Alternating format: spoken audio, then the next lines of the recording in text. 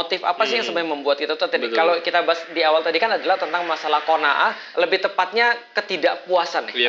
Karena kalau kita bahas tentang tenang di rumah, salah satu ketenangan itu kan faktor non fisik yang sudah kita bahas ya. Berarti salah satu kualitasnya adalah dia merasa puas dengan apa yang dia wujudkan. Berarti menurutku cuma satu, dia harus menentukan dulu titik cukupnya. Nah, kalau angka cukup itu sudah ditentukan dan sudah disepakati, maka dia sebenarnya sudah puas. Di luar daripada itu, maka dia harus anggap sebagai bonus. Assalamualaikum warahmatullahi wabarakatuh. Waalaikumsalam warahmatullahi wabarakatuh. Ustadz, selamat datang kembali. Wis, di tempat material ya. Material saya dan material antum ya. Cuma material aja ya. Iya. Kasih tukang bangunan dan. Iya, bagus. Jadi itu. podcast ini pembicaraan antara tukang bangunan dan Ustadz. Iya, tukang bangunan dan bangunan ya. Ya Ustadz, ini melanjut pada pada obrolan kita kemarin. Ya, kita kemarin sampai pada masalah qanaah ya. Ya. Kesyukuran ya kita. Betul. Grateful. Iya. Jadi ada satu perasaan yang aneh sebetulnya kita itu. Kadang kita ketika nggak punya, kalau konteksnya rumah ini, aku kan dulu pernah nggak punya, lagi punya, ya, tapi ada perasaan aneh lanjutan. Jadi pas aku nggak punya nih, aku tuh pengen punya, pengen banget. Dan aku kebayang sih kalau antum, iya kan? Karena antum kan nggak punya, kalau ada orang nggak punya terus nggak lihat, nggak apa-apa kan? Betul. Antum kan nggak punya dan ngelihat orang. Iya, itu problemnya tadi. Jadi aku tuh dulu itu ya, ketika kita nggak punya rumah, sedangkan dunia kita ada di situ, setiap hari kita ngelihat keindahan, setiap hari kita ngelihat lighting, setiap hari kita ngelihat jenis cat yang kemudian paling bagus.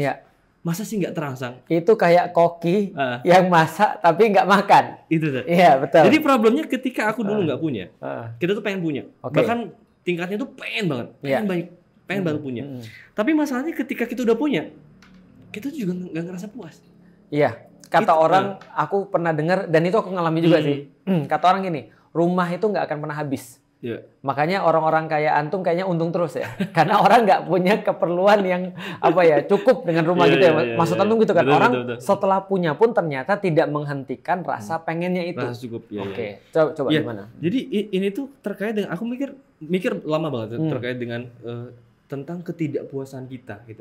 Tentang banyak dorongan-dorongan yang membuat kita itu ketika kita mencapai sesuatu, perjalanan kita itu menjadi lebih panjang lagi gitu. Karena ketika kita sampai di tahapan itu, ada banyak rangsangan yang membuat kita tuh nggak nyaman di situ atau nggak puas di situ. Benar. Ya, ini kan terkait dengan motif kita sebetulnya, dorongan-dorongan dalam kehidupan, keinginan-keinginan yang kemudian ada dalam diri kita. Betul. Soalan ini aku tuh punya cerita tadi. Gimana? Tahun lalu itu aku ngadain satu quality control terhadap salah satu project interior. Yang menariknya itu yang rumahnya gede banget. Rumahnya itu gede banget. Tapi ketika masuk pada kamar utamanya, itu tau nggak? Kamar utamanya luas banget. Kalau diceritain luasnya. Lapangan golf? Iya, enggak lah, enggak nyampe. Luasnya itu, ya kalau misalkan kita asumsikan dengan ukuran rumah KPR, itu bisa 2-3. 2-3 kali rumah KPR? Itu mah sebesar rumahku kayaknya. Itu kamar utamanya. Berapa meter? 200 meteran ada? Enggak sampai. Cuman kalau KPR misalkan ukuran tipe 36 rata-rata kan, berarti sekitaran 80-an lah. 80 meter persegi untuk satu kamar tidur. 80 meter persegi? 80 meter persegi. Sebetulnya aku tuh juga pernah ngelihat desain dan terlibat desain lebih dari itu. Jadi bagiku tuh itu sesuatu yang nggak terlalu asik. Tapi yang menariknya itu ketika aku tahu motif dorongannya. Antum pernah nanya ke orang kenapa kamu buat kalau nanya nggak berani, cuman dia itu menyampaikan langsung bahwa pemain bola dia, main bola di kamar. Gimana? Bahwa motif dia untuk membuat kamar sebesar itu untuk apa? Untuk agar dia itu bisa tidur sama cucu-cucunya. Berarti cucunya banyak. Cucunya mungkin banyak ya. Cuman ketika aku lihat sampai pada bahasan itu, aku kemudian tertegun. Lalu kemudian berpikir, ternyata manusia itu maksudnya bagi kita ruangan ukuran untuk kamar tidur ya, ukuran 15 meter. 30 meter tuh udah gede banget. Iya, aku ngitung ruang lu berapa? Kamarku? 15 meter. 15 meter kan? 15 meter. Maksudnya gini, bagi orang yang dia hidup di Australia, di Afrika, di Arab, dimanapun, ukuran rumah 30 meter persegi untuk kamar tidur itu gede banget. Tapi kenapa ada orang ya yang kemudian dia menginginkan yang lebih dari itu? Tapi yang kalau kemudian kita kaji motifnya, itu motifnya bagus. Benar, motifnya mulia. Motifnya bagus. Itu yang menarik kan gitu. Betul. Artinya apa sih yang membuat orang itu bisa terdorong pengen lebih. Kemudian aku berpikir ini soalan kalau aku ya nanti Ustaz bisa koreksi. Oke.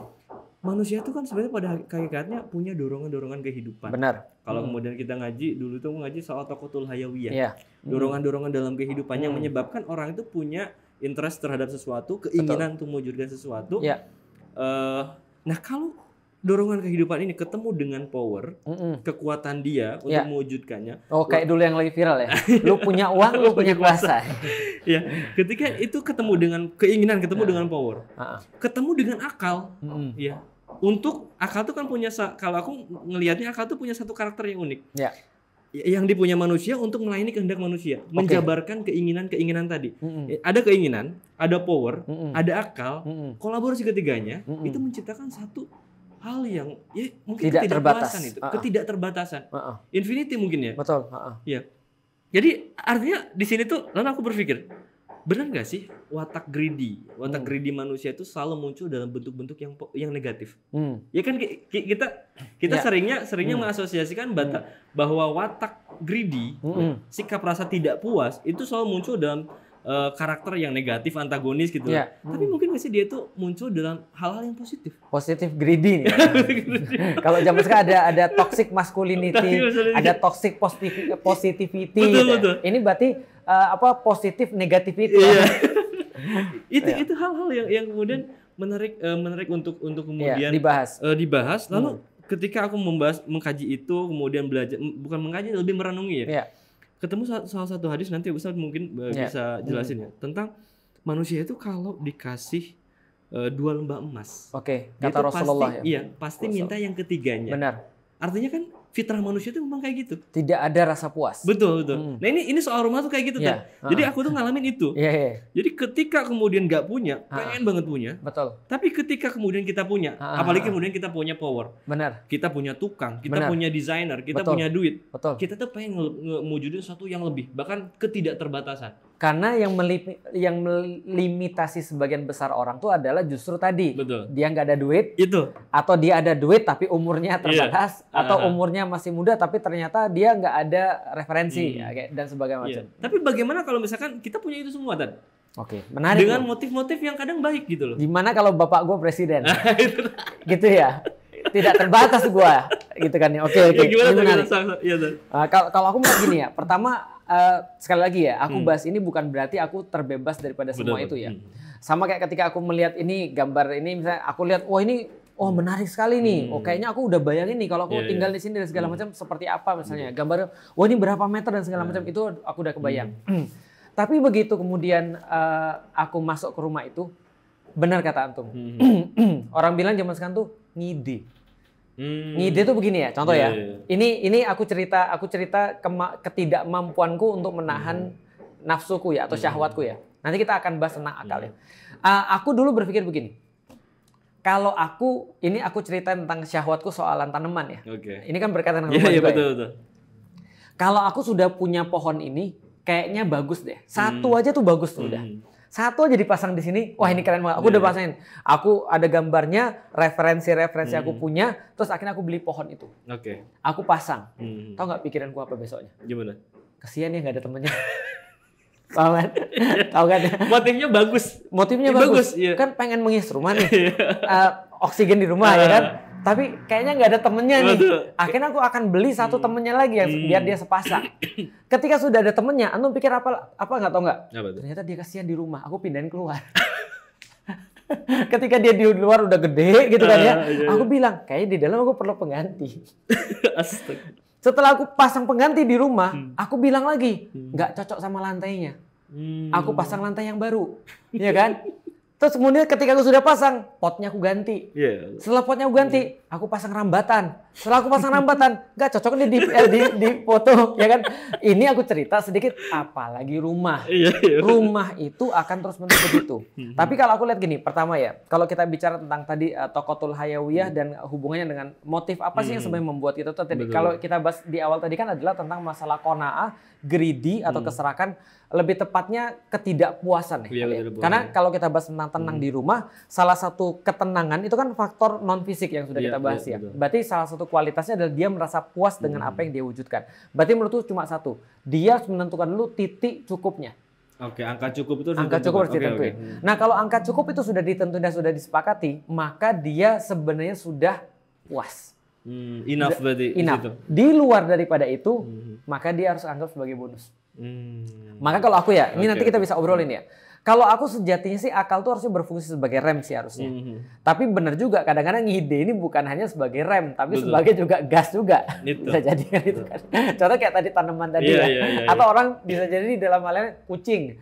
Atau dalam bidang yang lain adalah rumah dan segala macam. Apalagi zaman sekarang antum buka aja handphone coba. Pas lagi pembangunan rumah, itu isi Instagramku. Pasti. Kalau nggak material, apalagi gara-gara follow antum kan. Kalau nggak material, ya kan? Kalau perabot gitu kan ya. Kalau nggak orang renov rumah. Yang aku bilang, kayak salah nih rumah. Kayak insecure. Expose kayak gini ya. Ini expose kayak gini ya. Kayak ini tren 2022 nggak sih? Gitu kan ya. 2020 kayak bukan gini nggak sih? Dan segala. Nah, berarti menurutku sih tadi benar juga. Bahwasannya ketika kita punya, sebenarnya ada yang menarik. Ada dalam Tokotul Hayawiyah atau dalam potensi manusia itu ada needs, ada wants. Oke. Gimana tuh? Menurut antum yang nggak terbatas yang mana? Needs atau wants? Wants yang nggak terbatas. Kita udah sepakat ya. Maka dari segi arsitek misalnya diputuskan, kalau aku nggak salah, kalau di Jerman itu satu orang itu kalau nggak salah 16 meter persegi kalau nggak salah. Atau 21 meter persegi, aku lupa lah pokoknya. Tapi dikatakan bahwa orang tuh dikatakan layak segitu berarti. Atau gampangnya makan itu ya satu piring lah sekali makan. Itu adalah takaran yang sudah needs. Tapi kalau wants, unlimited. Yang tadi kita bicara. Yang tadi. Pertanyaannya adalah, kita bisa nggak sih mendefinisikan mana yang needs, mana yang wants? Oke, itu basic dasar kita untuk bicara tentang. Betul. Contoh kayak tadi misalnya. Kalau ada satu klien misalnya mengatakan bahwa saya pengen untuk agar semua orang datang ke sini tuh bisa tidur dengan baik. Saya pengen tidur sama cucu-cucu saya. Itu bagus banget. Itu keren banget.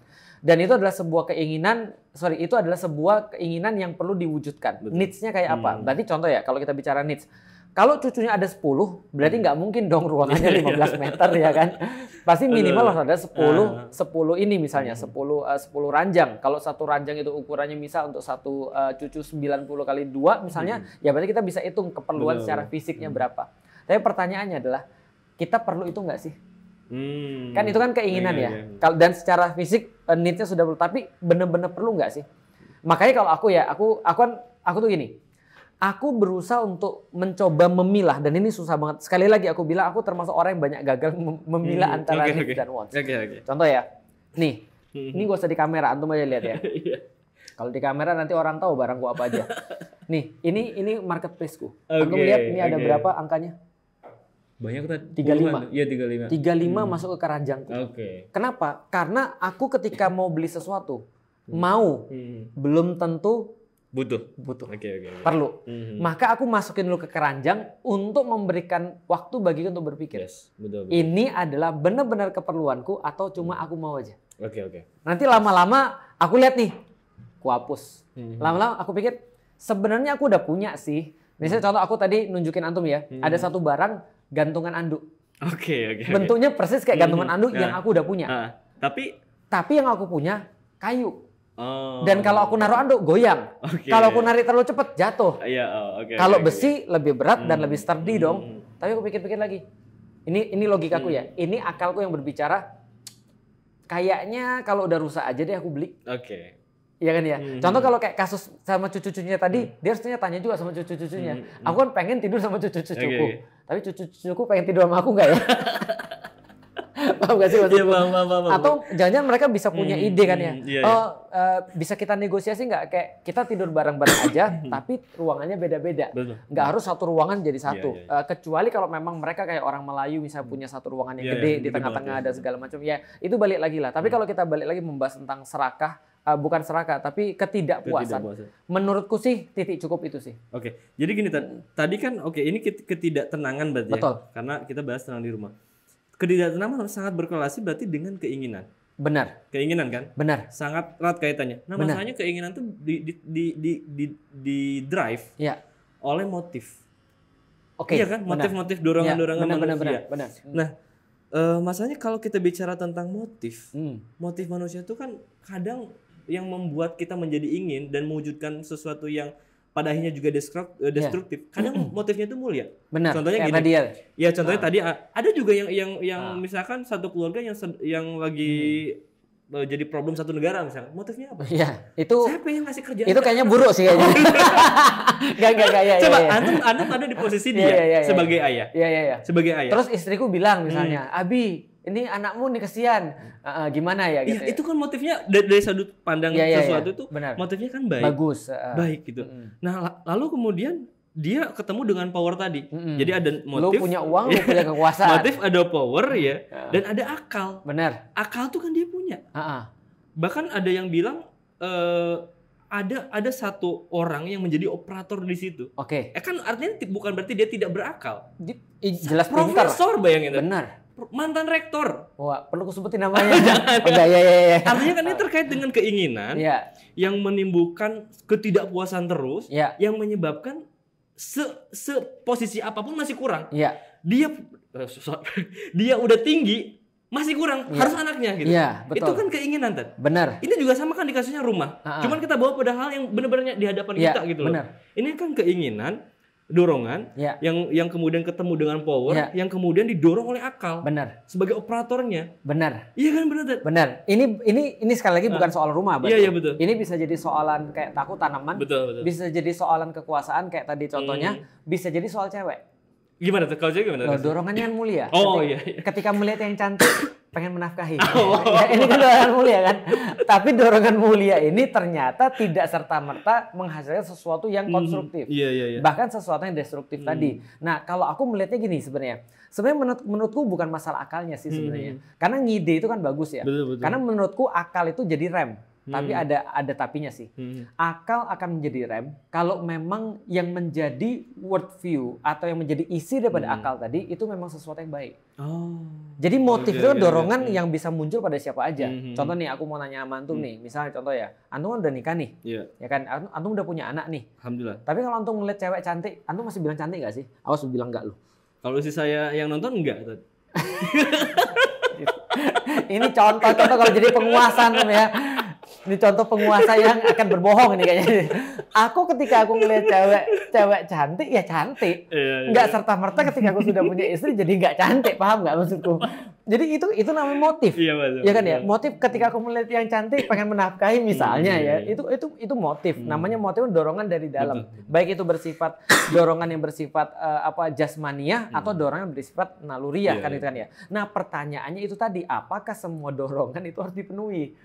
Dan di titik mana kita menentukan titik cukup itu? Masjidku itu full AC. Di kompleksku itu full AC, nyaman insya Allah, walaupun kecil gitu kan ya, tapi nyaman. Artinya jangan sampai rumah kita lebih nyaman daripada tempat ibadah kita atau tempat karya kita. Karena kalau rumah kita lebih nyaman daripada tempat berkarya kita, maka kita akan lebih nyaman di rumah daripada di tempat karya kita. Artinya yang menjadi rem daripada akal itu ketika akal itu disandarkan pada value yang Ustaz pegang, percaya berarti itu yang bisa buat orang tenang. Dan itu juga mungkin yang menjadikan orang mudah untuk mencapai syukur dan qanaah.